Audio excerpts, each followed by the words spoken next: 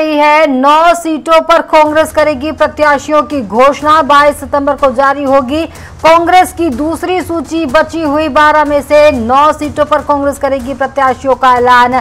कांग्रेस महामंत्री राजीव सिंह का बयान। 9 सीटों पर सिंगल नाम तय, 3 सीटों पर 2 नामों के पैनल। सूत्रों के हवाले से मिली जानकारी, मंधाता से राजनारायण सिंह का नाम फाइनल। मेगांव से चौधरी राकेश सिंह, पोहरी से हरिवल्लभ शुक्ला, ग्वालियर पूर्व से सतीश सिकरवार, सुवासरा से राकेश पाटीदार, जोरा से मानवेंद्र गांधी, बदनावर से राजेश अग्रवाल, जोरा से भानुप्रताप सिंह, सुर्खी से पारुल साहू या कमलेश साहू को मैदान में उतारने की तैयारी। आपको बता दें इस वक्त बड़ी खबर निकल कर आ रही है। जोरा से मानवेंद्र गांधी, बदनावर से राजेश अग्रवाल,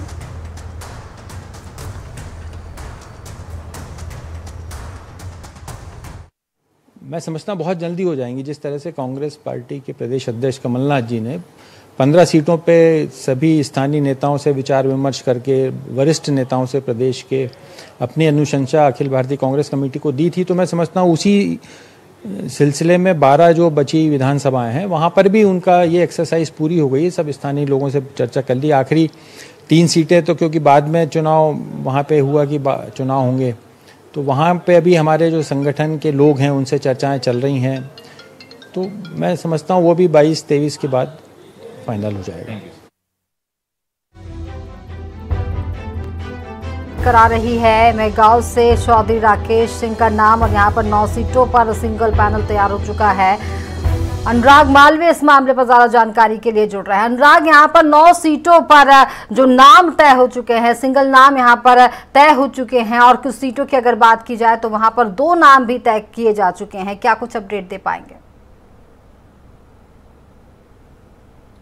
देखिए, बहुत महत्वपूर्ण बात है। लगातार ये बात हो रही थी कि कांग्रेस को 12 सीटों पर नाम तय करने में मुश्किलें जा रही हैं, लेकिन अब जिस तरीके से कांग्रेस पूरे आत्मविश्वास के साथ ये कहती नजर आ रही है कि 22 से 23 सितंबर को 12 में से 9 सीटों पर जो है नामों का ऐलान हो जाएगा। हालांकि 3 सीटें इसमें भी जो है हम देख सकते हैं कि कहीं ना कहीं उसको थोड़ी मुश्किल नजर आ रही है, लेकिन 9 सीटें उसमें काफी महत्वपूर्ण नाम भी है। जैसे कि अगर हम देखें तो मंदाता से राजनारायण सिंह का नाम फाइनल किया जा रहा है, जबकि इसको लेकर पहले ये कहा जा रहा था कि यहां से अरुण यादव मैदान में उतर सकते हैं। वैसे ही अगर हम पौरी की बात करें, 3 बड़े नाम थे, लेकिन अब हरिवल्लभ शुक्ला को जो है लगभग हरी झंडी यहां पर नजर आती है मिलती। ग्वालियर पूर्व की बात करें, सबसे चर्चित सीटों में से एक है। अभी सतीश सिकरवार यहां पर शामिल हुए हैं, लेकिन अब सतीश सिकरवार के नाम को यहां पर हरी झंडी मिलती आ रही है। एक और बड़ी खबर हम बात करें तो वह है सुर्खी से पारुल साहू या उनके परिवार के सदस्य को टिकट दिया जाना लगभग कमलनाथ तय कर चुके हैं। और कल का बड़ा अपडेट हमारे पास यह भी आया था कि सुर्खी में पारुल साहू जो है वो कहीं ना कहीं जनसंपर्क के लिए भी निकली थी। तो निश्चित रूप से ये भी एक बड़ी अपडेट इस पूरी कांग्रेस की सूची को लेकर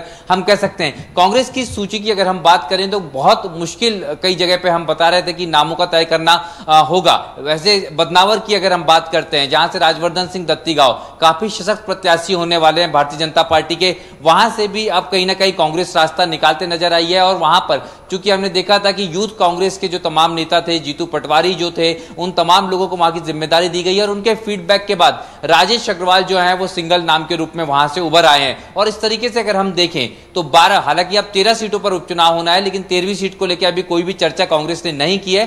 12 सीटों पर कांग्रेस ने सर्वे के आधार पर और अपने प्रभारियों के आधार पर सिंगल और डबल नाम के पैनल बनाए, जिसमें से 9 सीटों पर सिंगल नाम है।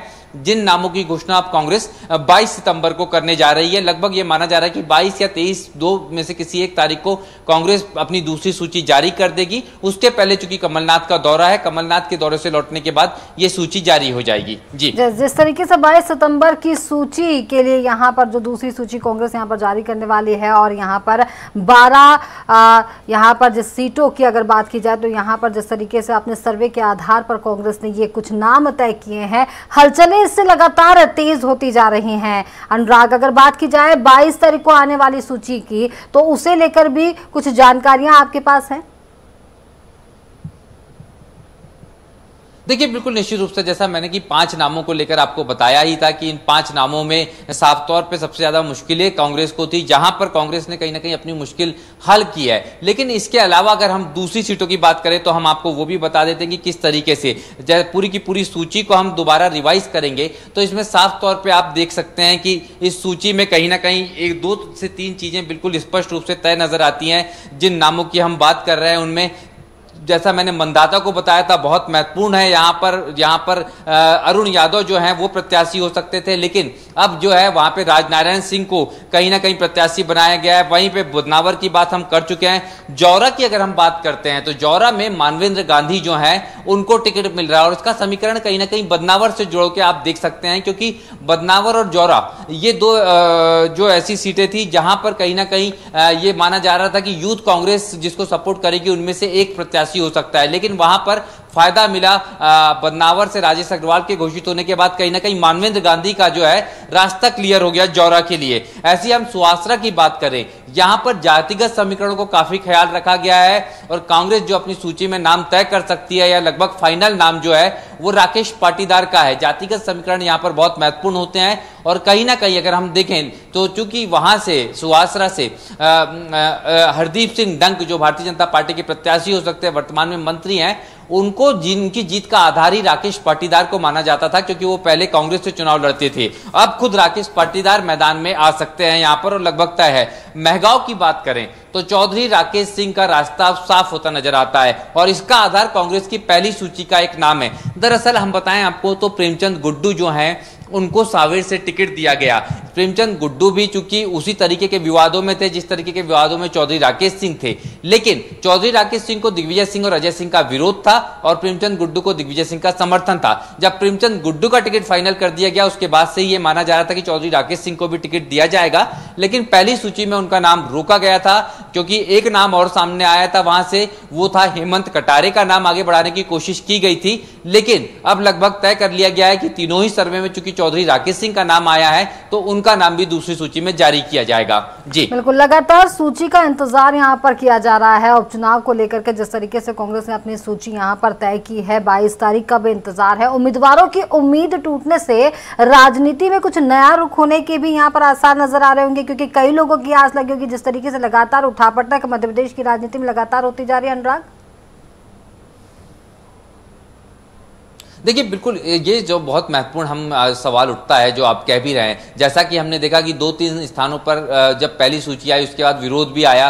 करेरा में विरोध प्रदर्शन हुआ, गोहद में विरोध प्रदर्शन हुआ, लेकिन अगर हम दूसरी तरफ देखें तो कमलनाथ ने साफ कर दिया कि वो नाम नहीं बदलेंगे। इस बीच में एक और बड़ा अपडेट आया कि अनूपपुर से जो है एक प्रशासनिक अधिकारी राज्य प्रशासन सेवा के जो हैं उन्होंने इस्तीफा दिया, रमेश सिंह ने, लेकिन उसके बाद भी कमलनाथ और प्रदेश कांग्रेस ने यह स्पष्ट किया कि वो अपनी पहली सूची के किसी भी नाम में बदलाव करने नहीं जा रही है। यानी कि असंतोष जरूर आएगा सामने, लेकिन कमलनाथ ये कहते नजर आ रहे हैं कि सर्वे में जो नाम सबसे आगे होंगे उन्हीं को टिकट दिया जाएगा और दूसरी सूची भी इसकी बानगी बनती नजर आ रही है, जो अभी हालांकि घोषित नहीं हुई है लेकिन नाम लगभग फाइनल हो चुके हैं। जी बिल्कुल, नाम लगभग यहां पर फाइनल हो चुके हैं और लगातार कांग्रेस के 9 संभावित प्रत्याशियों के नाम यहां पर आ चुके हैं। 3 सीटों पर यहां पर अगर बात की जाए तो 2-2 नाम यहां पर तय हुए। 22 सितंबर का लगातार यहां पर इंतजार किया जा रहा है। कांग्रेस की सूची यहां पर 22 तारीख को लेकर के लगातार जो उम्मीदवार है वो इंतजार भी करते जा रहे हैं। अनुराग, यहां पर जिस तरीके से अगर लगातार बात की जाए उपचुनाव की तैयारी को लेकर के कांग्रेस लगातार यहां पर जुटी हुई है, कुछ बयान भी, प्रतिक्रियाएं भी लगातार आ रही हैं। सीटों को लेकर के अगर जिन संभावित नामों की बात की जा रही है तो उन प्रत्याशियों से आपकी बात हो पाई हो या फिर उसे लेकर के किसी तरह की प्रतिक्रिया कोई निकल कर आई है मध्य प्रदेश? देखिए बिल्कुल साफ तौर पे अगर हम बात करें तो हम अभी तक के जितने नाम पहली सूची में जारी किए गए थे उनमें 2 सीटों पर मैंने आपको बताया भी, गोहद और करेरा में काफी विवाद था, लेकिन उसके बाद में वहां के प्रभारियों से बात हुई और उन्होंने स्पष्ट कर दिया कि जो नाम फाइनल हुए हैं, चाहे अगर हम बात करें सबसे ज्यादा तो जो बाहरी प्रत्याशी है उनको लेके एक बड़ा सवाल अब कांग्रेस में मंथन के लिए शुरू हो गया है। कमलनाथ ने आज भी बैठक बुलाई थी 3 सीटों पर जहां विरोध हुआ था, वहां के प्रभारियों को लेकर आज वो बैठक भी हुई। सबसे बड़ी बात यह होगी कांग्रेस के लिए अगर मुश्किल की, वो ये होगी कि बहुत सारे बाहरी प्रत्याशी या दूसरे दलों से आए प्रत्याशियों को कांग्रेस इस बार टिकट दे रही है। तो ऐसे में जो कांग्रेस एक मुद्दा बना रही थी बागी को, उसको किस तरीके से भुनाएगी, ये एक बड़ा सवाल यहां पर खड़ा होगा।